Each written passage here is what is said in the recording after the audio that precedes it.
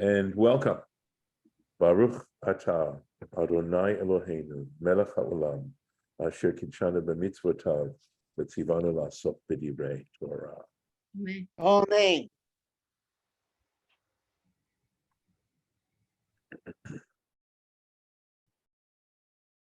Here we are. So where we are in this story right now is that the four kings have gone on a campaign. They've actually waged war against the giants that are going to be mentioned in the book of Deuteronomy. They've successfully conquered them, and on their way back, they pick up the five kings of Sodom, Gomorrah, Admah, Tzvoim, and Bela or Tzoar, and they take booty, and they also take people along with them, captives as well. And Lot is included amongst those captives because Lot is living in the vicinity of Sodom or in Sodom at that particular time. And that's pretty much where we're at.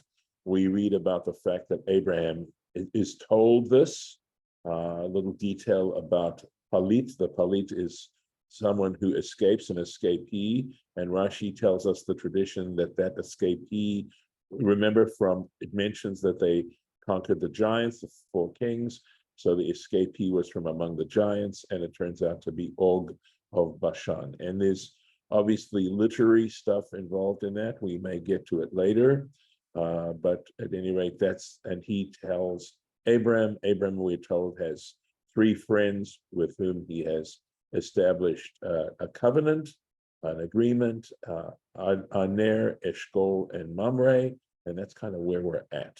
So I've got to check. All right. Onwards we go. Vayishma Avram, Abram heard, Ki nishba achiv, that his brother was taken captive.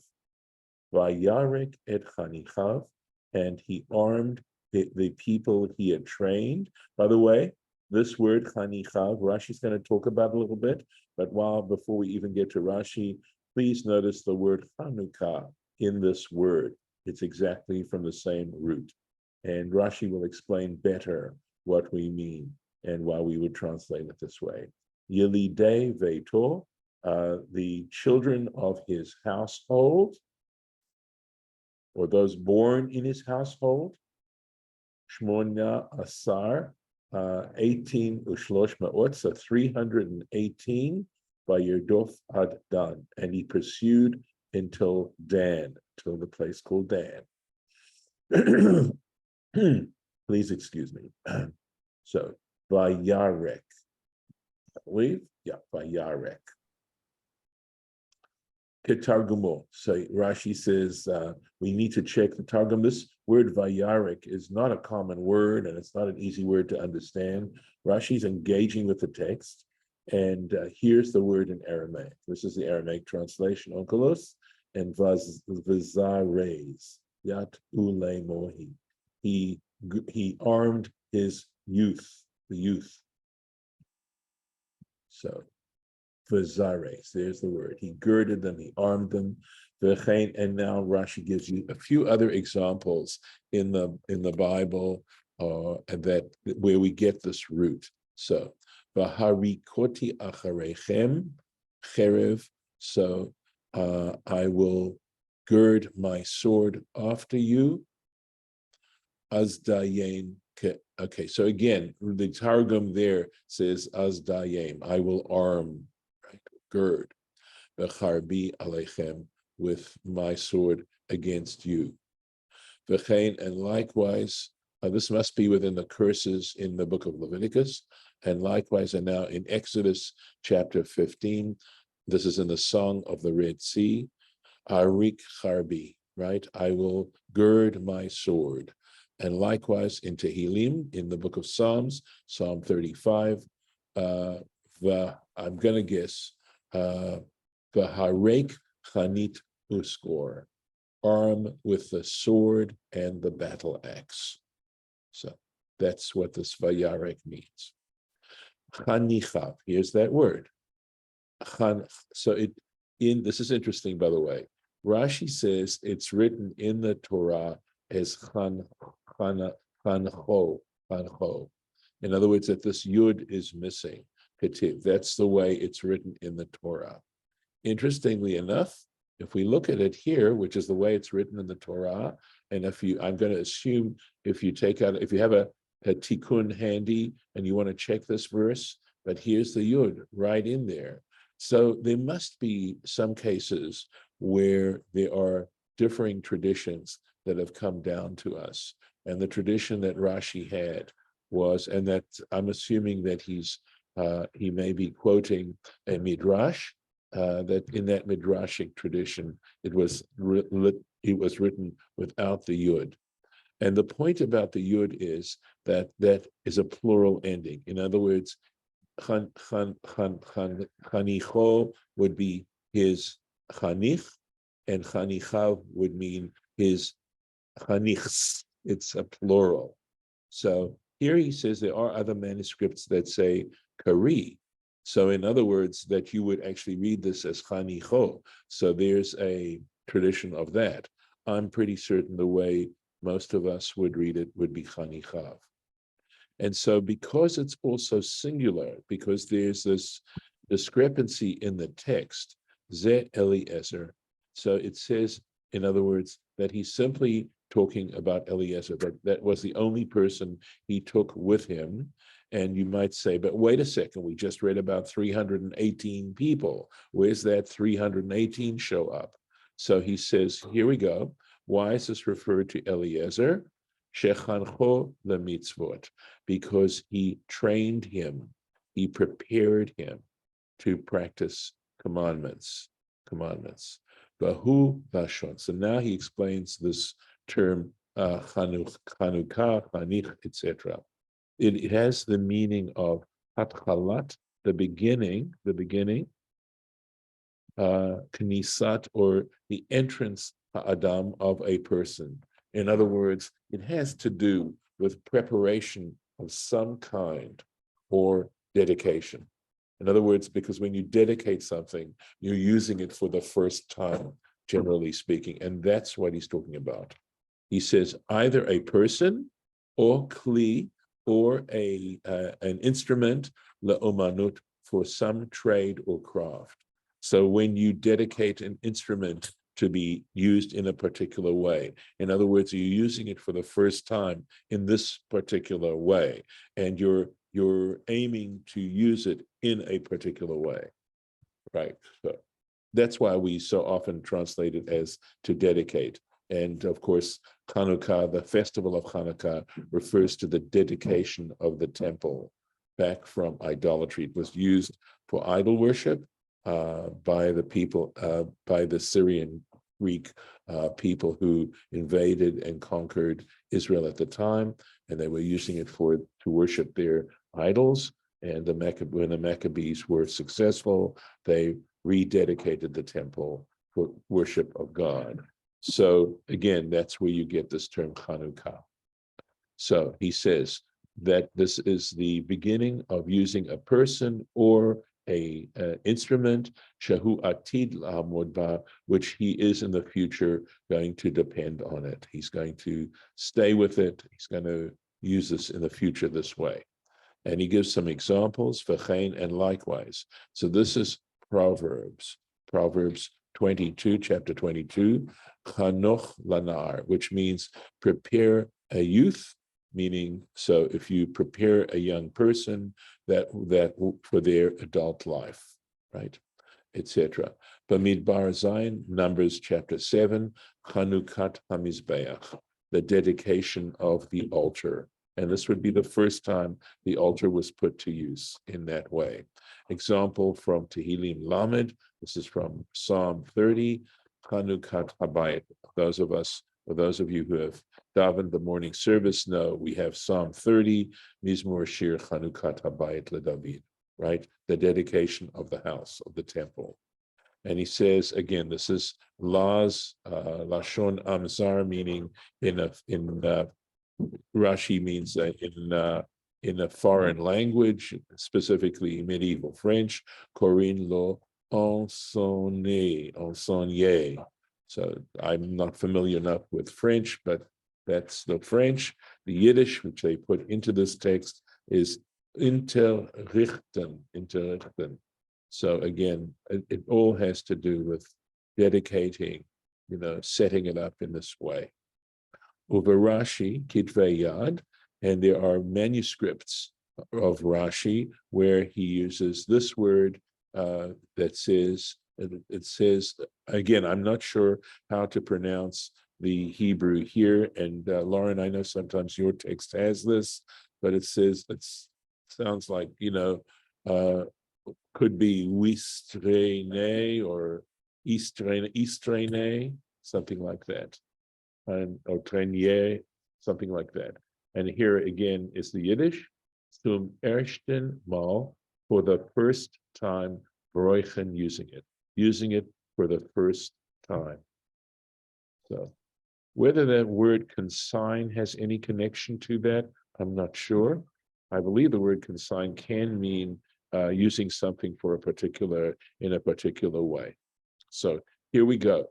Shmona Asar. So this is the 318, right? Or 218. Let me make sure. Yeah, no, 318. And this is from the Talmud, Nedarim Lamed Bet. Rabotenu Amru, our sages said, Eliezer levado haya, that it was just talking about Eliezer, that it's not that Abraham did not have, or Abram at this time did not have 318 people with him, that he just took along Eliezer with himself, by himself. Haya was. Bahu minyan. So what's the allusion? There's an allusion in the text of this, and this is the total of the gematria of Eliezer.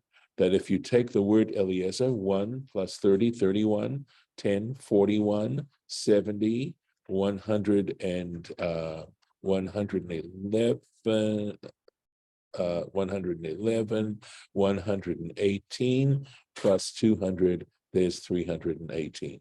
So an allusion. So you got yourselves a little nugget today in terms of a gematria. So again, since this goes so far away from the pshat of how we would understand this text, the question now becomes, what is the point? What do you think they're trying to say by saying only Eliezer went with him? And I believe again, if we take a look at the Torah as primarily a literary text, the idea would be the irony of the fact that here are two people who you're going to see are successful against four kings who have been very successful, etc. And I don't think we're supposed to look at it necessarily from a scientific point of view. I think that's going in the wrong direction. But I think we're trying, what the Torah is using is a literary device to understand the incredible spiritual power of not only Abraham, but also the fact that he had trained Eliezer, who was not, of course, from his family, but had trained him in such a way.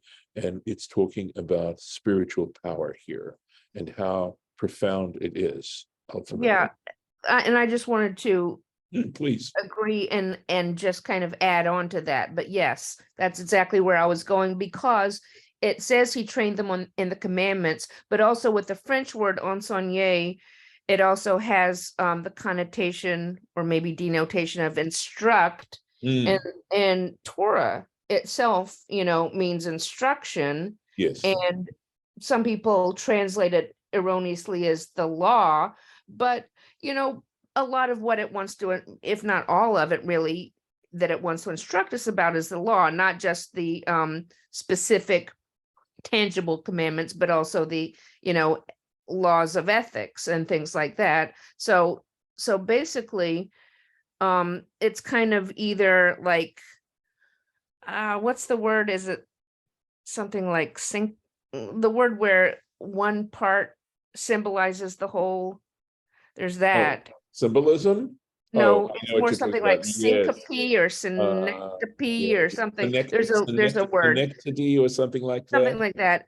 Yeah. Or, or some kind of foreshadowing it. But in other words, like a filmmaker, that's a really good filmmaker, a lot of times in their opening shot, they Mhm. want something that kind of brings forth their themes and foreshadows and does all kind of stuff that you might not notice because you haven't seen the film yet. Right, But that's part of what they do with their opening. And this right. is early Mhm. part of the text that's kind of, pointing us towards this is instruction, this is related to the mitzvot. So that 318 becoming just Eliezer kind of does that. Mhm. Yeah, no, thank you. I think I appreciate your doing that. So, yeah, so I think also that if one looks at the overall, if one tries to sort of look at the overall purpose of Torah, etc., and the language it uses is to try and synchronize us with, or put us in synchrony with the universe. And it's as if we are created incomplete. And just as through the course of our lives we develop physically, what the Torah is talking about is spiritual development, and how fundamental that really is. So that we come into this world with a tremendous amount of potential, but it's potential. And I know I'm basically using a Greek way of looking at it, a Greek model here, but essentially what it's saying is that through the Torah and through gaining wisdom and developing that, we actually become real human beings. We become what God intended when God created us, and understanding that we are creatures, right? Creatures. And that's, I think, still relevant to this day as to this whole enterprise in which we're engaged. Just going one more verse here, or rather, finishing up the verse here, Ad Dan, up until Dan. And he says, Sham tasas kocho. It means here his strength abated. He wasn't able to go any further. Shira'ah, because he saw sha'atidim. So this is a foreshadowing, right? He saw that in the future, Banav, his descendants, Abram saw that his descendants, the Amid Sham Egel, that they would in fact set up a calf there in Dan, in the northern, it would have been the northern kingdom at the time. And this is quoting the Gemara, the Talmud, Sanhedrin. And of course, if you read continuing into the book of Kings, you'll see how this actually happens, that the kingdom is split, and that I think it's let me think. Yeah, it's Jeroboam is the name of the king there.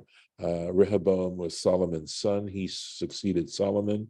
The kingdom split under his rule, and Jeroboam creates the northern kingdom comprised of the 10 of the tribes. And because people were still going to Jerusalem, which was in the kingdom of Judah, Jeroboam set up a temple of some sort and a place to worship in Dan.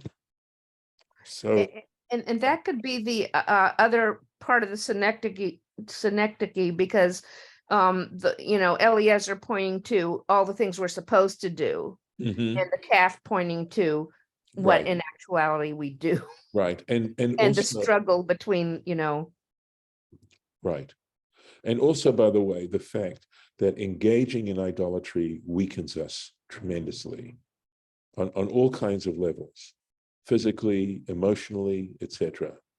That there's tremendous strength to be gained by trying to follow the spiritual path that the Torah offers us. So let's go on a little bit more.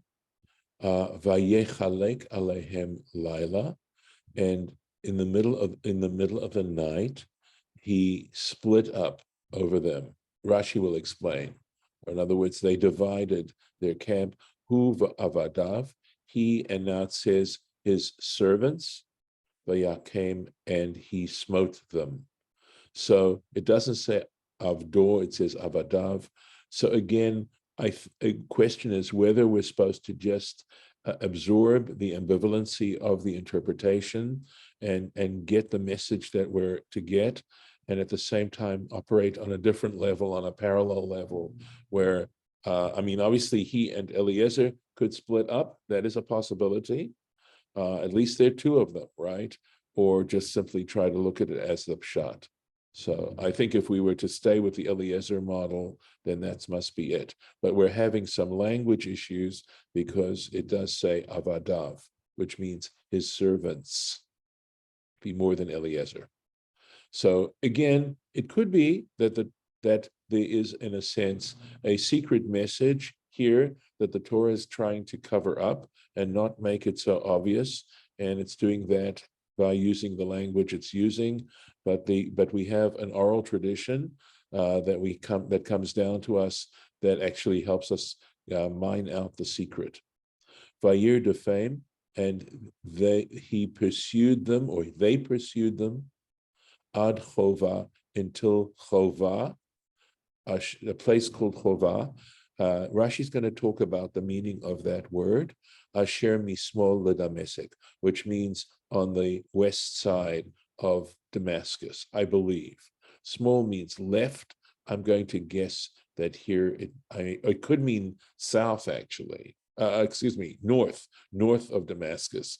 And the reason why it could mean north is that generally the cardinal direction is east.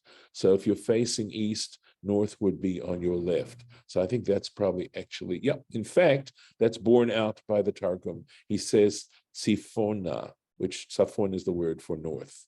So yes, I mean, we use north as our cardinal direction, but in the Torah, they use east as the cardinal direction. So they got north of Damascus and basically overcame the four kings. Let's take a look at Rashi. Vayichalek alehem, and he divided up, split up over them, over the kings, right? Why? Lefi pshuto. To understand this text simply from a straightforward point of view, sares hamikra, you have to remix this verse, and here it is. Vayechalek uva avadav alehem, that he and his servants, I'll just translate it that way, divided up over them Lila, at night. And now he explains why, what's going on here. Kederich harodfim. This is the manner of pursuers, those who are pursuing.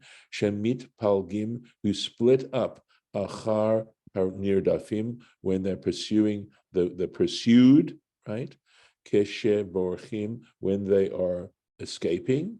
Ze lakan, one to one side and the other one to the other side.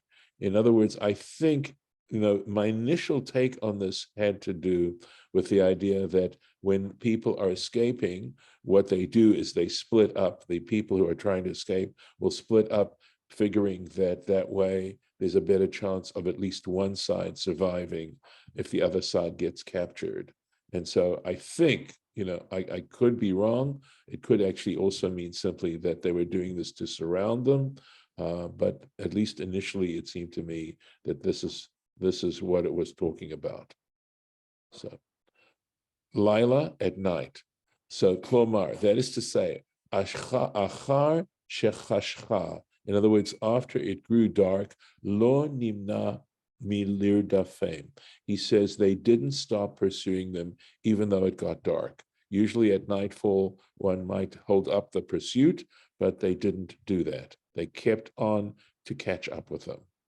Umidrash Agadah, this is pretty lovely, okay? And there's a midrash on this, Shenechalak Halayla, right? Because the way the sentence is, in other words, the subject could be that the night split up over them. One could read the Hebrew that way. And that's the way this midrash is going, is looking at it in this way. In other words, again, part of the way in which we're approaching this whole thing is squeezing out, extracting from this text any possible meanings that might help us understand it better. So it's saying that the night was split up. uvechetzio harishon, and in the first half of the night, in other words, until midnight, ne'esa lo nes, the miracle was performed for him, for Abraham. In other words, it was at this point where he was able to catch up and defeat these kings, that particular miracle. Vechetzio hasheni, and the second half of the night, nishmar, it was saved up. It wasn't used. The miracle of the second half of the night wasn't used at that point. Uva lo lechatzot laila shel Mitzrayim. And that particular half of the night came into fruition at midnight, middle of the night in Egypt, when the firstborn were stricken. So again, this is really getting deep into literary meanings of the text here. So Well, wouldn't it be related to when there was darkness, the plague of darkness?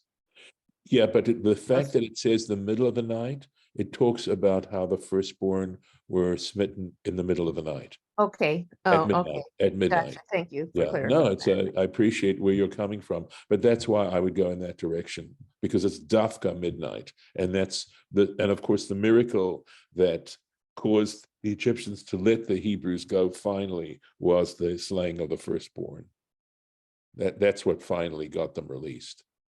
So ad chova, until chova, that's as far as they got. Let's take a look. Rashi on this.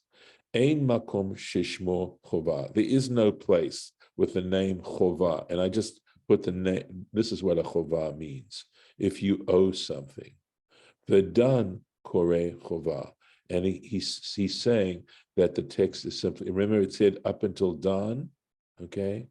Although it's interesting because Dan isn't south of Damascus. The city of Dan isn't. So we'll see.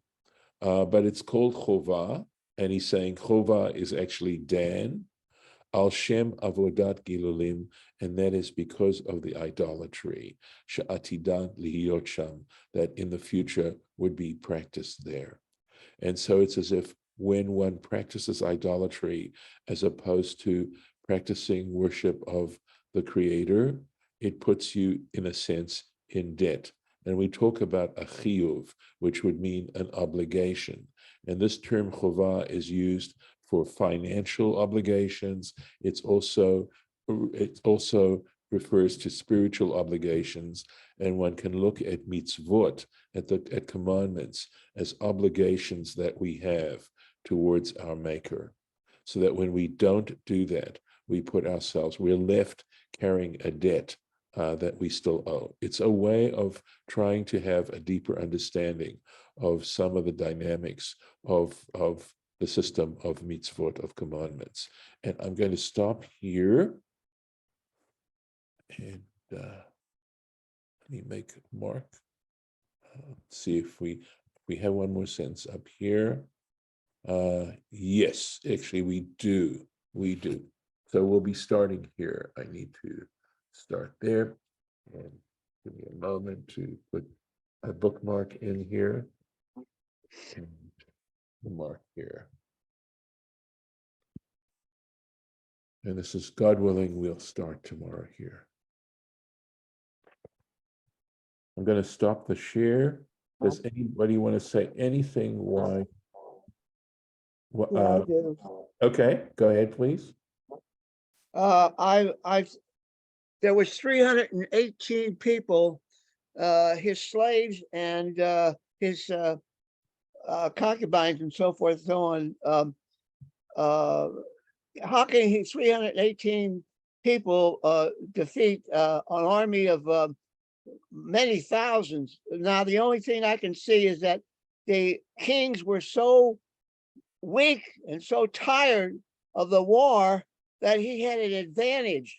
They were just pooped out. And so when Abraham and his followers got there, he wiped them out because they were weak. They just couldn't fight anymore. That's the way I can think happened. I don't know if I'm right or wrong, but that seems to me right. Right. That's not the way the tradition understands it. So Rashi makes it very clear that it's considered a miracle, that it's Well, considered a God radical was with thing. him. Yes. And so again, no, but the point is whether they were strong, whether they were weak. I mean, the whole point of this is the idea of overcoming physical strength. That the armies, those armies of the four kings, represented physical strength. And Abraham and Eliezer, at least the way we're looking at this story right now, represents spiritual strength. And that spiritual strength actually overcomes physical strength. And that's, I'm not saying it's the only outcome, but I think trying to rationalize it by saying, they were weak at the time, while I'm not saying there's no logic involved in that, I think it takes away from at least the way the tradition is trying to understand this story. So it's not getting caught up in, figuring out actual strength and potential, how many weapons and etc. And we're being told to look at this as a miracle and understanding it as a miracle.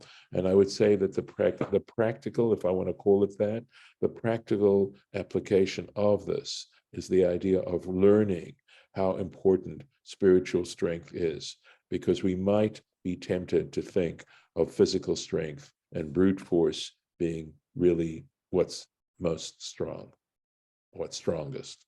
So I'm going to stop here with the recording.